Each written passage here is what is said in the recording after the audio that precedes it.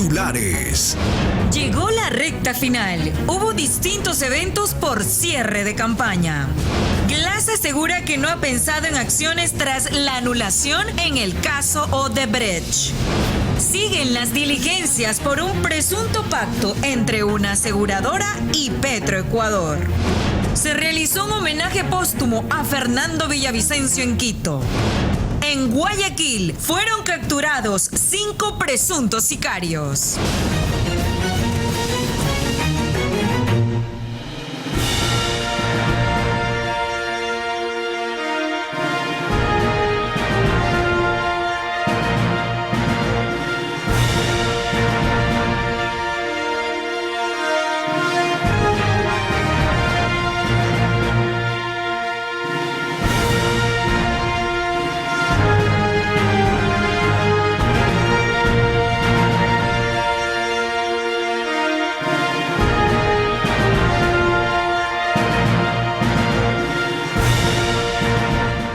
Saludos televidentes de todo el país y a quienes nos ven a través de las plataformas digitales.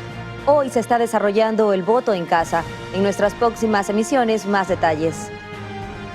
A tan solo 2 días de las elecciones anticipadas, los candidatos a la presidencia de la República realizaron sus cierres de campaña. Recordemos que a partir de hoy comienza el silencio electoral, un periodo de 48 horas en el que está prohibido el proselitismo y que se usa para que la ciudadanía medite su voto. Desde este momento, los postulantes tampoco pueden salir en entrevistas, aunque normalmente se mantienen activos en las redes sociales, sobre las cuales no hay regulación. Los cierres de campaña se desarrollan en medio de mayores medidas de seguridad después del asesinato del candidato presidencial Fernando Villavicencio. Algunos de los aspirantes usaron chalecos antibalas y estuvieron acompañados por miembros de la Policía Nacional. Cabe recordar a la ciudadanía que desde las 12 de este viernes 18 de agosto hasta las 12 del lunes 21 no se permitirá la venta, distribución o consumo de bebidas alcohólicas. En el barrio Cristo del Consuelo de Guayaquil se llevó a cabo el cierre de campaña de Luisa González y la Lista 5. Mediante una videoconferencia, el líder de la Revolución Ciudadana, Rafael Correa, se dirigió a los simpatizantes en el evento. ¿Cómo han destrozado la patria? Pero gracias a nuestro grupo asambleísta, y también les pido un aplauso por nuestros valientes, patriotas, honestos asambleístas como Luisa González Alciva, que se jugaron sus puestos por llevar al corrupto Lazo a un juicio político, que al verse acorralado, al ver que no pudo comprar las conciencias para salvarse de su culpa, prefirió disolver la asamblea y anticipar elecciones. El día de ayer empezó la jornada electoral con el voto de las personas privadas de la libertad. En este proceso, más de 4.700 ciudadanos ejercieron su derecho al sufragio. Las elecciones anticipadas 2023 empezaron este jueves 17 de agosto con el sufragio de las personas privadas de la libertad sin sentencia condenatoria ejecutoriada. Hoy avanzamos con un hito más del calendario electoral, garantizando el derecho de las personas privadas de libertad, y hoy 1.300 efectivos de las Fuerzas Armadas, así como 6.510 policías, contribuirán a la seguridad del material electoral. En el proceso, más de 4.700 ciudadanos estuvieron habilitados para ejercer su derecho al voto en 39 centros de rehabilitación social. Para aquello se instalaron 62 juntas en 20 provincias. En este caso, los miembros de mesa fueron elegidos por la Junta Provincial Electoral. Por 3 miembros designados por la Junta Provincial Electoral. Ellos incluyen a 2 servidores electorales, quienes actuarán como presidente y secretario, y un elector privado de la libertad inscrito en el padrón electoral, que será el vocal. En este sentido, también se realizó una campaña de cedulación a la población penitenciaria.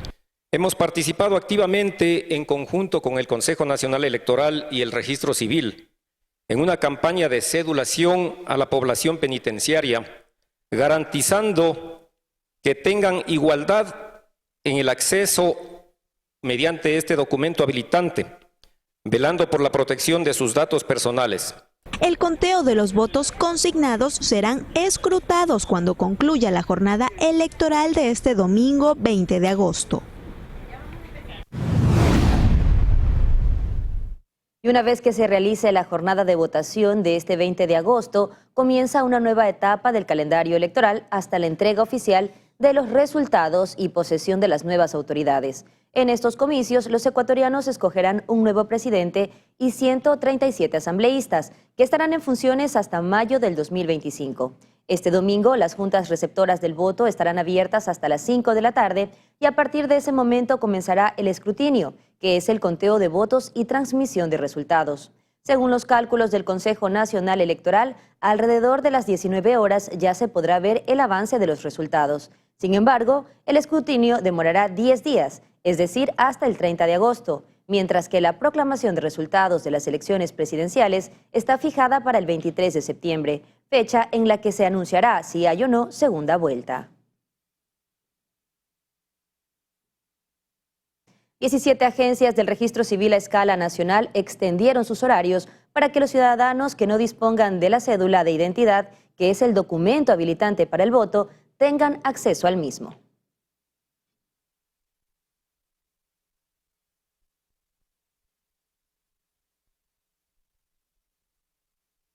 El registro civil decidió ampliar el horario de atención durante esta semana.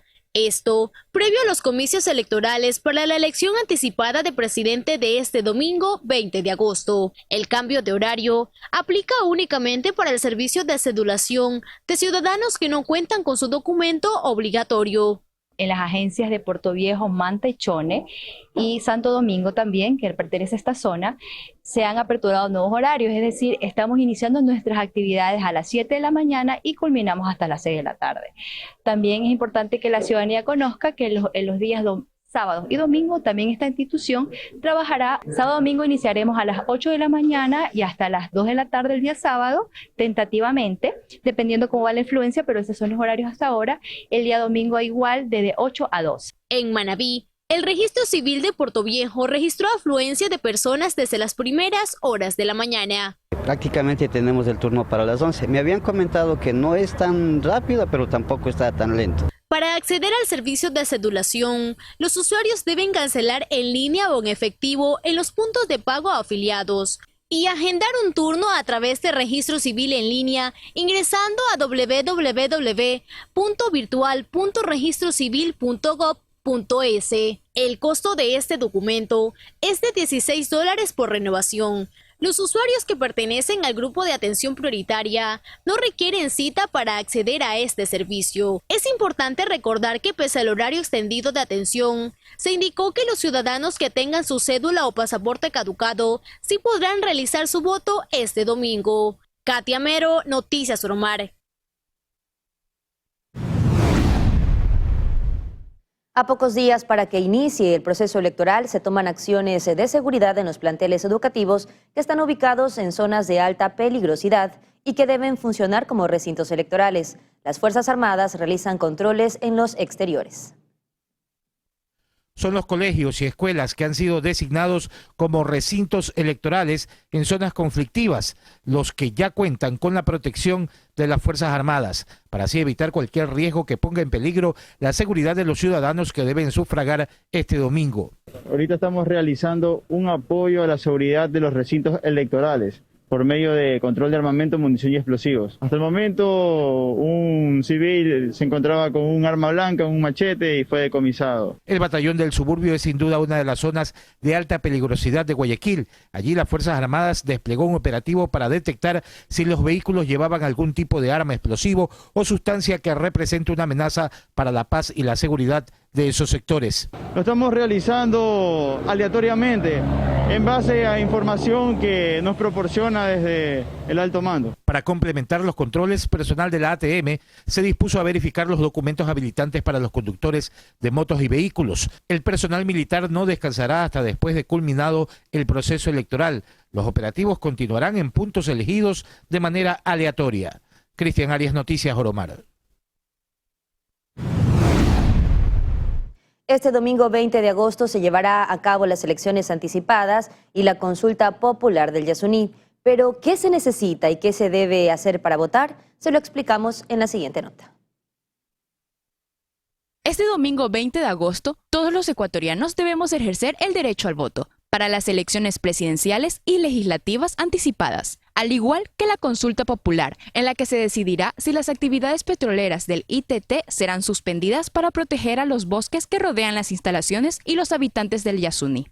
Ahora, al momento en que se empezó a hacer la explotación del bloque del ITT, no había variado la condición de que sea intangible. Estamos ahora preguntando si mismo no tenemos que tocar lo que el sistema decidió en algún momento no tocar. El CNE establece que, al llegar al lugar de votación, se deberá identificar con alguno de los siguientes documentos: documento original de la cédula de identidad, pasaporte o documento de identidad consular. Una vez que se cumpla este paso con cualquiera de esos requisitos, se le entregará 4 o 5 papeletas, en la que constarán una de color café claro para la votación presidencial, la siguiente de color morado para asambleístas nacionales, otra celeste para asambleístas provinciales, verde para la consulta popular del Yasuní. Únicamente en el Cantón Quito, una papeleta rosa morada para la consulta popular del Chocó Andino. Para entonces debe acercarse a los cubículos ubicados para ejercer su voto secreto y marcar con una sola raya la opción que quiera elegir. Si marca más de una opción o toda la papeleta, el voto se considerará nulo. Consecutivamente deberá separar las papeletas e insertarlas en las cajas de cartón que anteriormente se le atribuye a cada junta de mesa para guardar los documentos. Por otra parte, el CNE detalla que el horario para votar este 20 de agosto es de 10 horas consecutivas dentro de Ecuador, es decir, desde las 7 de la mañana hasta las 5 de la tarde, momento en que se cierran las votaciones y comienza el conteo para saber la decisión tomada democráticamente. Contamos con la solidaridad y el respaldo de los organismos internacionales que han confirmado su presencia con sus misiones de observación. Esto coadyuvará al éxito de la jornada democrática. A la democracia la defendemos todos. Eva Alcíbar, Noticias Oromar. Amigos televidentes, es momento de hacer una pausa comercial. Ya regresamos con más información. Sigan en sintonía de Noticias Oromar.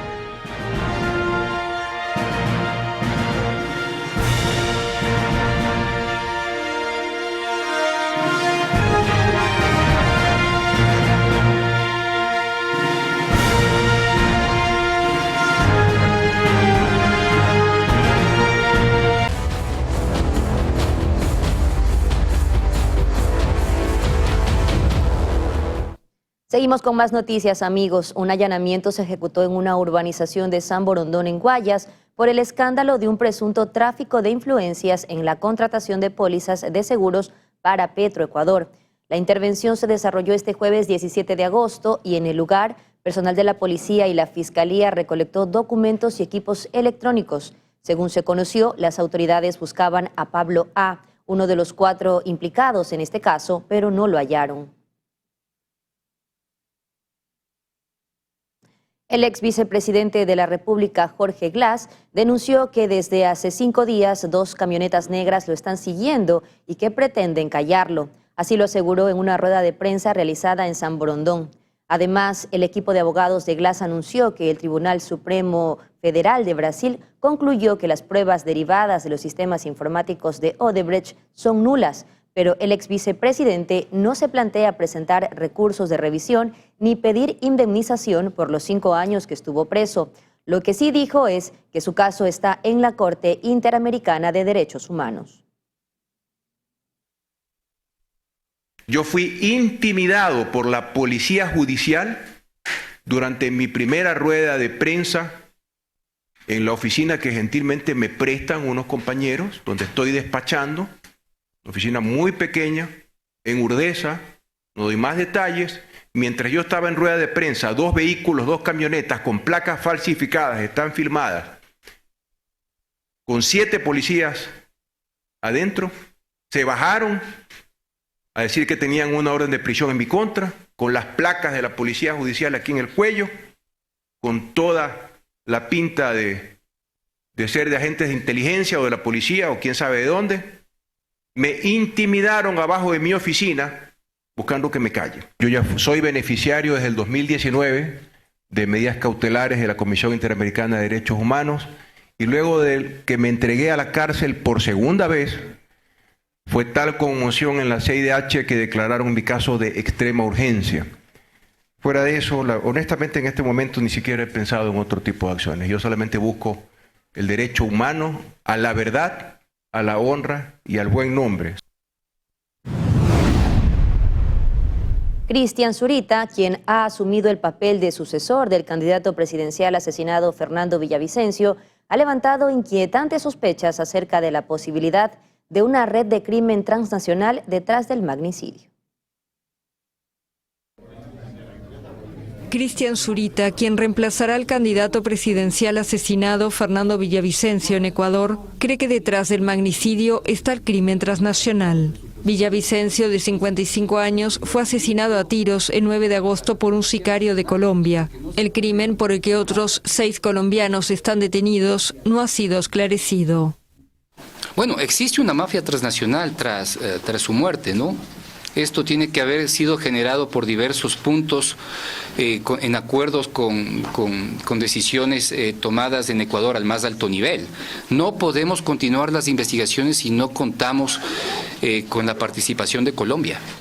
El nuevo aspirante presidencial sospecha que algunas de las propuestas de Villavicencio, enfocadas en atacar el negocio y las rutas de los narcos, motivaron el homicidio. Fernando Villavicencio, yo estoy casi seguro que fue asesinado porque él dijo que militarizaría los puertos. Y eso lo vamos a mantener como principio. Zurita fue aliado de Villavicencio cuando como periodistas pusieron la lupa sobre entramados de corrupción. En su investigación más importante denunciaron que el exmandatario socialista Rafael Correa había pactado apoyos económicos con empresarios para su campaña presidencial a cambio de entregarles contratos estatales. También pusieron contra las cuerdas al sucesor de Correa, Lenín Moreno, por una presunta red de corrupción en una hidroeléctrica. Es que el resto de la región no se quiere parecer a nosotros. Por otro lado, el comandante de la Policía Nacional, Fausto Salinas, se refirió en su cuenta de Twitter a las acusaciones de Cristian Zurita, actual candidato presidencial del Movimiento Construye, quien asegura que el uniformado le habría tomado fotos al cuerpo de Fernando Villavicencio luego de su asesinato el pasado 9 de agosto en la ciudad de Quito. A lo que Salinas respondió mediante el comunicado que le pedía cordialmente al candidato que contraste la información antes de hacerla pública. Además, asegura estar realizando varias acciones para encontrar a los culpables del asesinato. Los candidatos presidenciales Otto Sonnenholzner, Yacu Pérez, Javier Hervas y Jan Topic asistieron a la misa realizada en honor a Fernando Villavicencio, asesinado a tiros tras un mitin político el pasado 9 de agosto. Una misa en honor a Fernando Villavicencio, el candidato presidencial ecuatoriano, asesinado la semana pasada. La ceremonia, que tuvo lugar el miércoles en la iglesia La Merced de Guayaquil, contó con la presencia de otros aspirantes a la presidencia, como Otto Sonnenholzner, Yacu Pérez, Javier Hervas y Jan Topic. Periodista de investigación y acérrimo opositor al expresidente de izquierda Rafael Correa, Villavicencio integraba la Asamblea Nacional disuelta en mayo por el actual mandatario Guillermo Lasso, una medida que dio paso a las elecciones anticipadas del próximo domingo. El miércoles pasado, al salir de un mitin en el norte de Quito en el marco de su campaña electoral, fue baleado por un sicario colombiano. Villavicencio representaba al movimiento centrista Construye, que el fin de semana decidió que en su lugar se postularía el también periodista Cristian Zurita. El Consejo Nacional Electoral aprobó por unanimidad su candidatura, tras rechazar un recurso presentado por el correísmo por doble militancia. No obstante, será el rostro de Villavicencio el que aparecerá en las papeletas electorales, en lugar del de Zurita, dado que las boletas ya se imprimieron.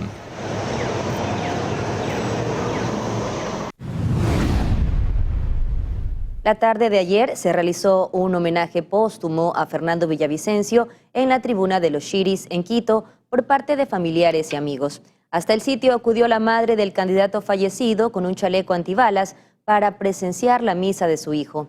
Este acto se dio previo al cierre de campaña del candidato a la presidencia por el movimiento Construye, Cristian Zurita.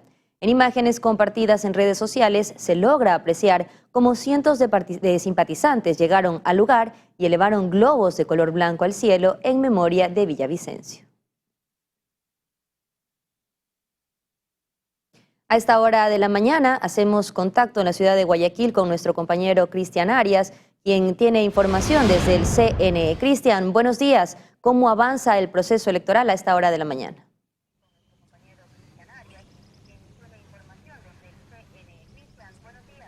¿Qué tal? Buenos días. 7 de la mañana, 25 minutos. Estamos en vivo, efectivamente, desde la delegación provincial del Guayas del Consejo Nacional Electoral. Aquí en el exterior se alistan ya los patrulleros tanto de la Agencia de Tránsito Municipal como de la Comisión de Tránsito del Ecuador, que van a transportar a los delegados que harán posible el voto asistido.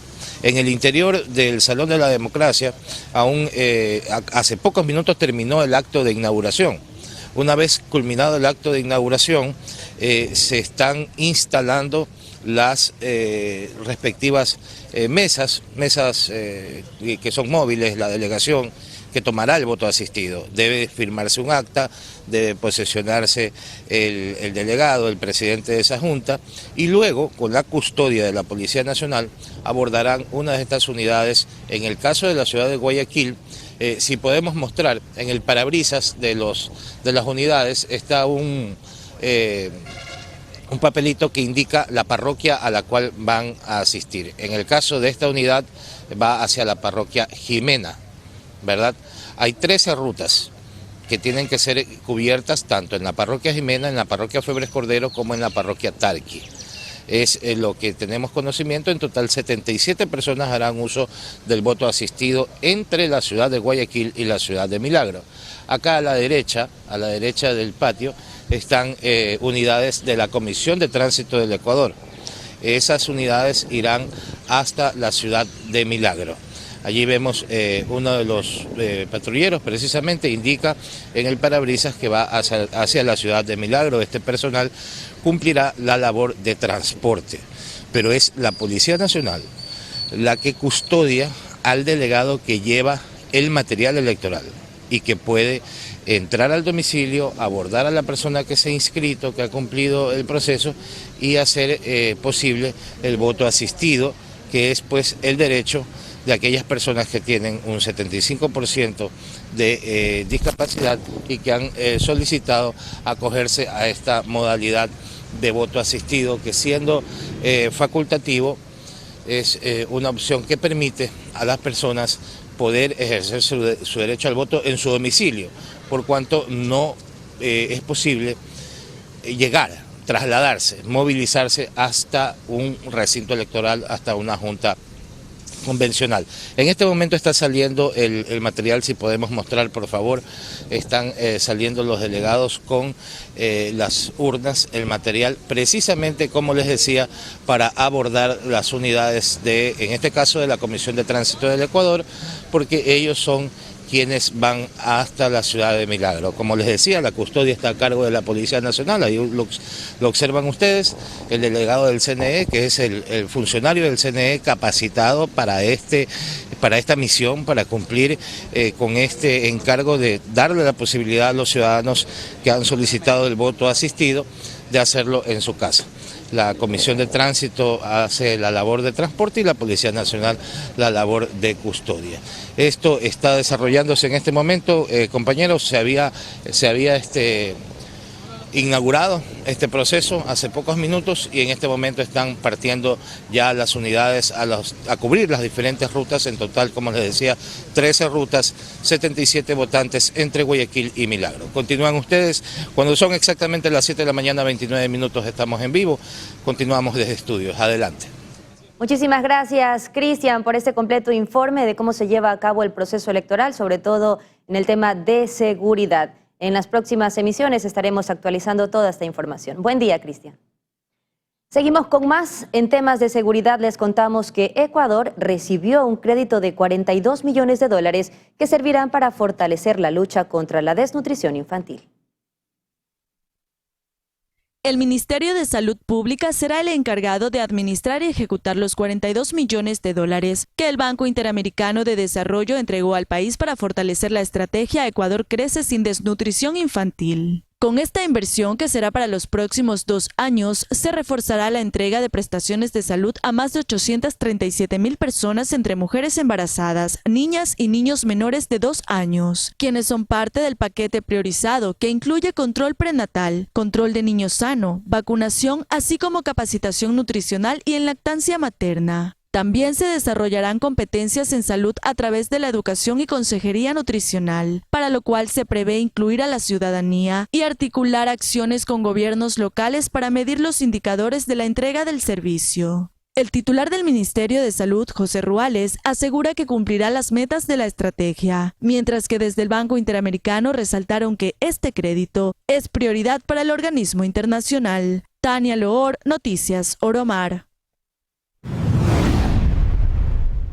Atención, porque enfermedades no transmisibles como el cáncer y las de tipo cardiovascular son la principal causa de muertes en el país. Así lo reveló el ministro de Salud, José Ruales, en la Universidad de Cuenca.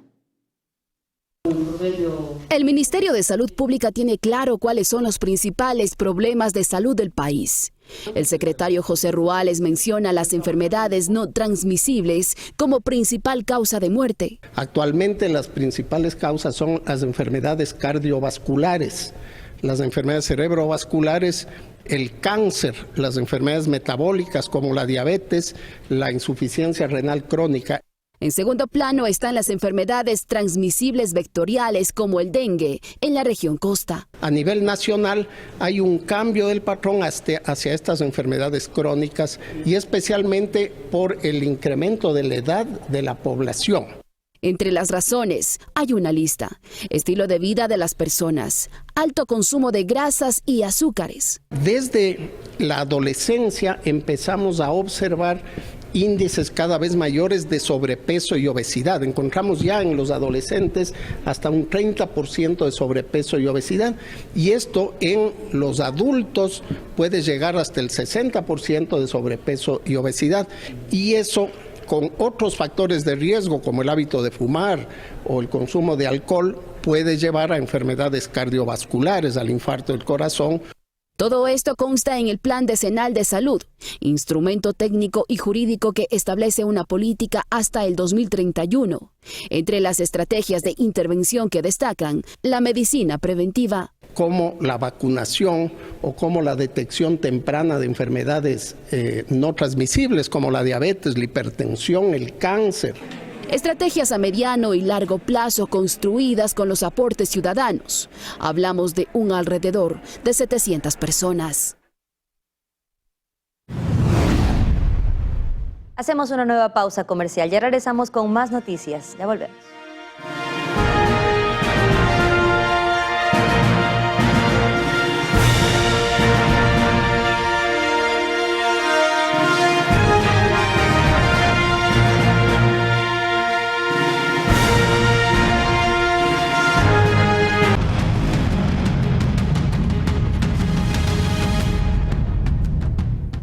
Revisamos más noticias, amigos. Un conductor resultó herido en un aparatoso accidente de tránsito registrado en el cantón Santa Rosa, provincia del Oro. La emergencia quedó registrada en cámaras de seguridad, donde es posible apreciar el momento en que 2 vehículos se impactan entre sí. Este hecho ocurrió en las calles 30 de Agosto y Cuenca, frente a la Judicatura de la Policía.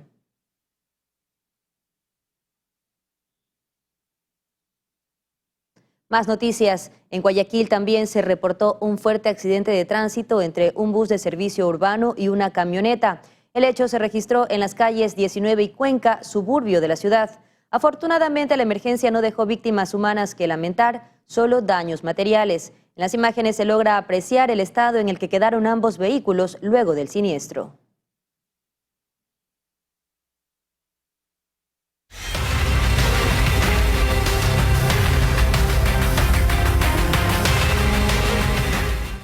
5 integrantes de una banda de sicarios, entre los cuales se encuentra un menor de edad, fueron detenidos por las autoridades. Varios crímenes que son investigados podrían ser esclarecidos si se logra que los sospechosos delaten a sus cómplices. Serían autores de varios crímenes y casos de muertes selectivas. Uno de los más recientes fue el perpetrado en el kilómetro 25 de la vía Daule. Allí abandonaron unos cadáveres en la cooperativa Los Ángeles. Posterior de hacer los levantamientos, el personal del circuito Puente Lucía indagó por el lugar y recorrió por los lugares, por las guardarrayas. Asimismo, se pudo visualizar un vehículo con máculas de sangre. El trabajo de inteligencia de la policía permitió dar con el paradero de los posibles autores de estos delitos. En la banda estaría un menor de edad, como un sicario más, que tendría a su haber algunas muertes. Y asimismo, al verificar la placa, ese vehículo consta que está circulando en Riobamba. Pero al meter el sistema alfanumérico del chasis y del motor en el sistema de la Policía Nacional, refleja como un vehículo robado, que es placas de aquí de Guayas. Coordinamos con las unidades investigativas y unidades especializadas y se pudo allanar un domicilio donde se encontraban 5 ciudadanos, al cual uno es menor de edad. Fue en Puente Lucía donde la policía logró dar con los sospechosos. Allanaron un inmueble para proceder a su captura. 2 vehículos, 3 motos, varias armas de fuego y hasta un dron fueron decomisados como evidencias de las actividades ilícitas de la banda. Cristian Arias, Noticias Oromar. Y en Santo Domingo, la Policía Nacional detuvo a 4 presuntos miembros de una agrupación dedicada al robo y secuestro extorsivo.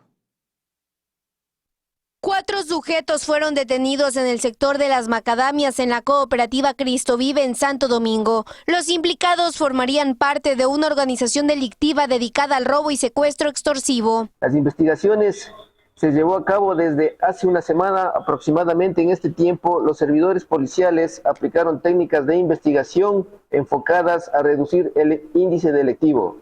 El proceso investigativo terminó con la identificación y localización de los presuntos integrantes de la organización delictiva. Mediante este operativo, uniformados recuperaron una motocicleta reportada como robada y lograron la retención de un vehículo con alteraciones en su serie alfanumérica. Tenemos como indicios un arma de fuego tipo pistola, un arma de fuego artesanal, una chompa reflectiva con el logotipo de Policía Nacional color verde fosforescente, una gorra verde aceituna con el logotipo Policía Nacional. Los detenidos fueron puestos a órdenes de las autoridades competentes. Los presuntos delincuentes utilizaban la modalidad de robo y extorsión para obtener beneficio económico de sus víctimas. Los uniformados manifestaron que estos operativos tienen como objetivo disminuir los índices delincuenciales en la provincia mediante la desarticulación de presuntas bandas delictivas que estarían operando en el lugar.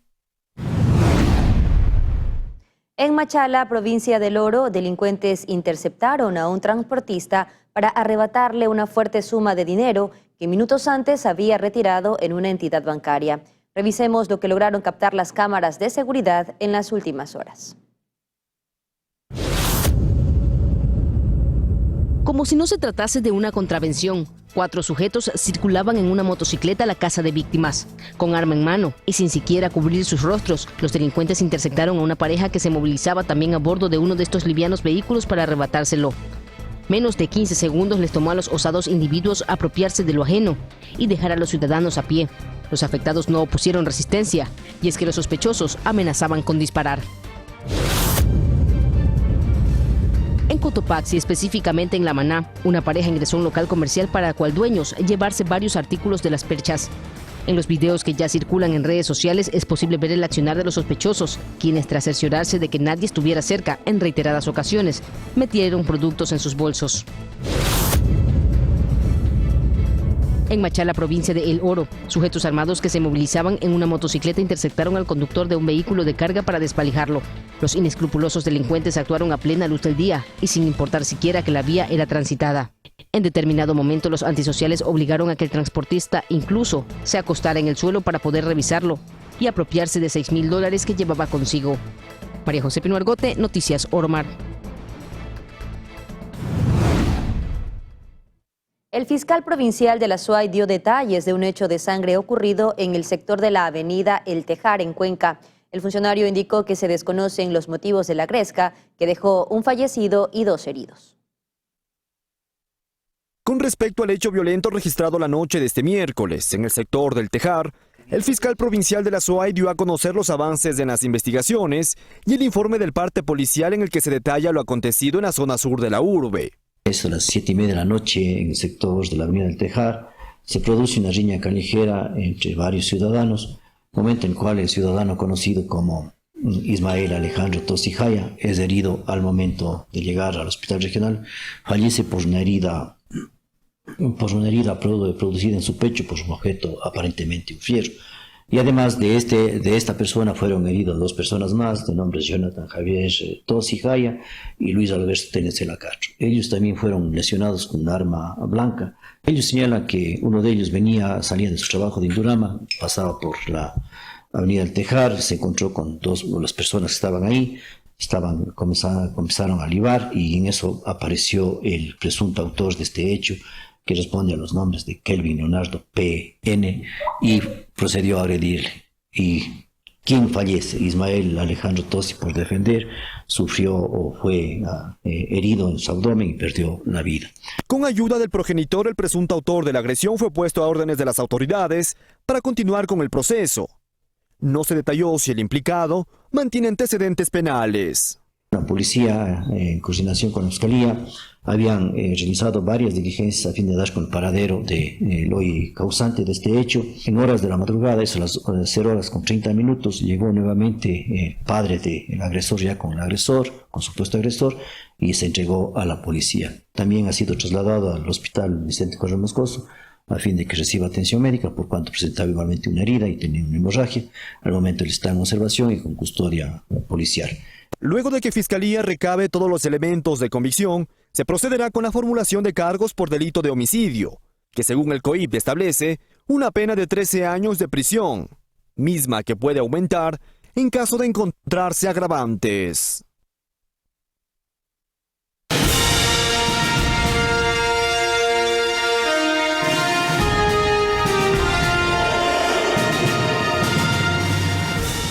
Continuamos con más noticias y nos enlazamos inmediatamente en Montecristi con nuestro compañero Willy Quinde, quien se encuentra en Ciudad Alfaro para contarnos detalles de cómo avanza este proceso electoral para los comicios de este domingo.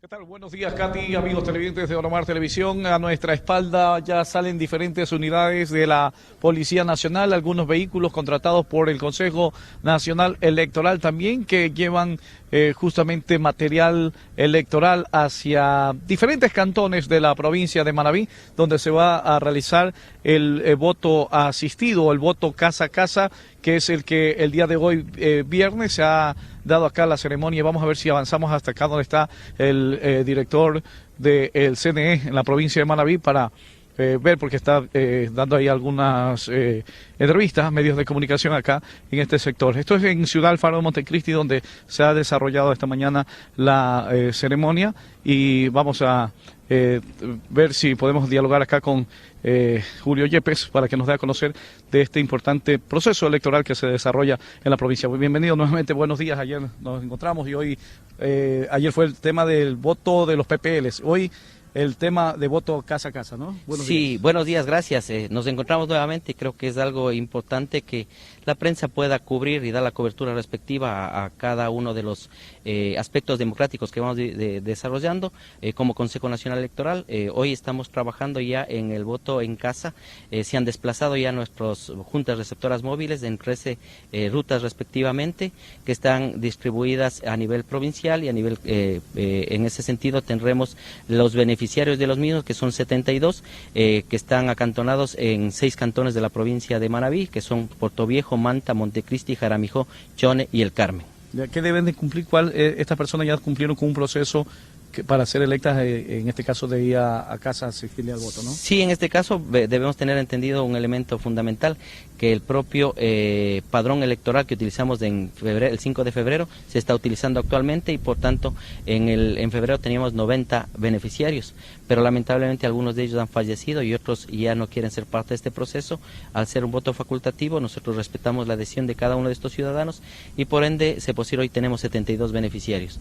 En ese sentido, para los futuros procesos electorales haremos la apertura conjuntamente con el CONADIS del hecho de establecer nuevos beneficiarios para que puedan acceder al voto en casa. ¿Qué novedades hubo ayer con el voto de los PPL? ¿Alguna novedad? ¿Todo tranquilo? Todo tranquilo, no hubo ninguna novedad, se desarrolló con absoluta normalidad el proceso eleccionario en cada uno de los recintos carcelarios, por lo tanto se receptó de las personas que deseaban sufragar el voto en ese sentido y podemos hoy decir que es un éxito el desarrollo del voto de las personas privadas de la libertad. De los 400 y pico que se registraron en las cárceles, ¿cuántos votaron? Aproximadamente 120 personas desarrollaron el ejercicio del derecho al voto. ¿Los demás? Los demás ciudadanos, como se puede decir en este caso, no desearon o no tenían su documento de identidad, que es la cédula, no pudieron sufragar. Muchas gracias. Muchas gracias a ti. Gracias, ahí está Julio Yepes, justamente desde el Consejo Electoral. Entonces ya acá prácticamente, Katy, así se ha distribuido para los 6 cantones de la provincia de Manabí, donde el día de hoy se realiza el voto asistido, el voto casa a casa. Con esto cerramos este punto de información, regresamos a Estudios Centrales. Adelante. Willy, muchísimas gracias, buen día para usted, y así continúa en todo el país este proceso de los comicios del 20 de agosto. Vamos a avanzar con más noticias.